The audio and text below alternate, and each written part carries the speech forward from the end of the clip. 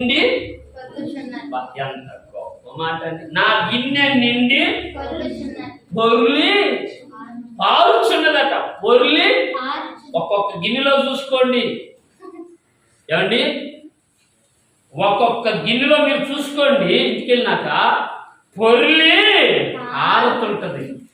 ఎట్ట పొర్లి ఆరుతుంటది. ఆరకూడదు, పారాల. స్తోత్రం చెప్పరా? ఏం చేయాలమ్మా? అది పారాల, ఇతరులకి పారాల. ఇక్కడ యెహోవా యందు ఎప్పుడు ఆనందించాలి రాయబడింది. స్తోత్రా. యెహోవా యందు ఎప్పుడు ఆనందించాలా? రండి దేవుని వాక్యాన్ని జ్ఞాపకం చేసుకున్నాం. ద్వితీయోపదేశ కాండము 26వ అధ్యాయము 11వ వాక్యాన్ని ఒకసారి మనం జ్ఞాపకం చేసుకున్నాం. మళ్ళీ నెహెమ్యా గ్రంథాన్ని మనం ఒకసారి గుర్తు తెచ్చుకుంటాం. ద్వితీయోపదేశ కాండము 26వ